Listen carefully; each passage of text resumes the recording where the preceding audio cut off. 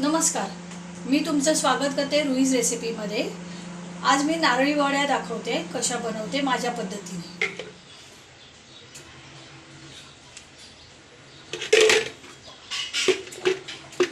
ते नसेल तर ताटाला वगैरे तूप लावून किंवा तेल लावून घ्यायचं, जसं तुम्हाला आवडते तसं।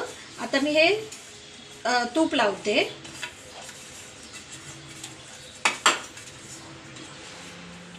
तुमच्याकडे जो काही कप असेल किंवा बेकिंगचे साठी कप्स असतात मेजरिंग वगैरे ते, किंवा तुमच्याकडे चहाचे कप किंवा बाउल असेल तर त्याच्याने मेजर करा। माझ्याकडे हा बाउल आहे, मी हे 2 बाउल दूध घेतले साई सकट आणि अर्धा बाउल साखर घेतलेली आहे। आता ते मी उकळायला ठेवलेले आहे। ते गरम झालं की मग त्याच्यामध्ये हे 3 बाउल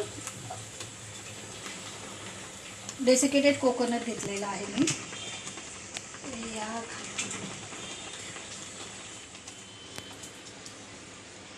आता हे घातले, हलवायचे। दोन मिनिटात आता हे घट्ट होते।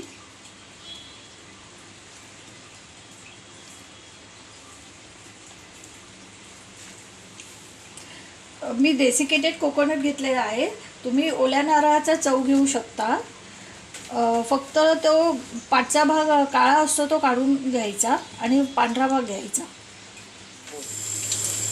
आता माझ्याकडे कंडेन्स मिल्क आहे म्हणून मी कंडेन्स मिल्क घालते।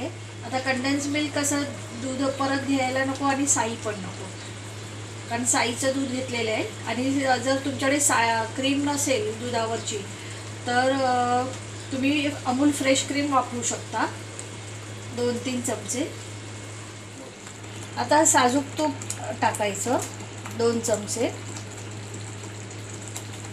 आता आपल्याला नरम पाहिजे असेल बर्फी नारळाची तर ह्या स्टेजला बंद करायचा गॅस आणि वेलची ॲड करायची। आणि जर तुम्हाला थोडी मऊसूत नको असेल, कडक हवी असेल थोडीशी, तर अजून तुम्ही ते आटवू शकता।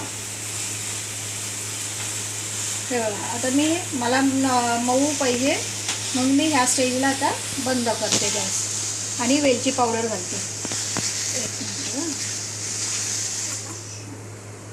थोडीशी वेलची पावडर।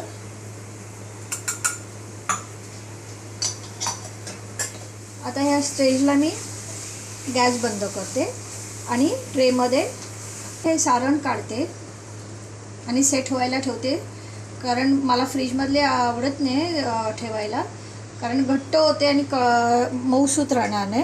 ह्याला 2-3 तास लागतं बाहेर ठेवलं की। हे बघा,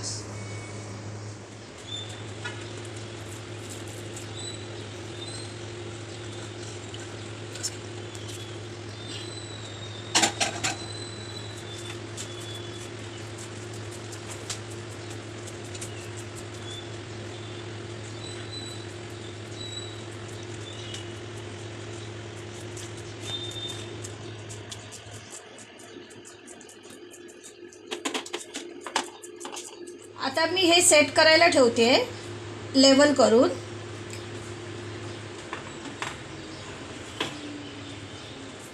सेट झालेली आहे। 2 तास मी अशीच ठेवते आणि नंतर कट करताना तुम्हाला परत दाखवते।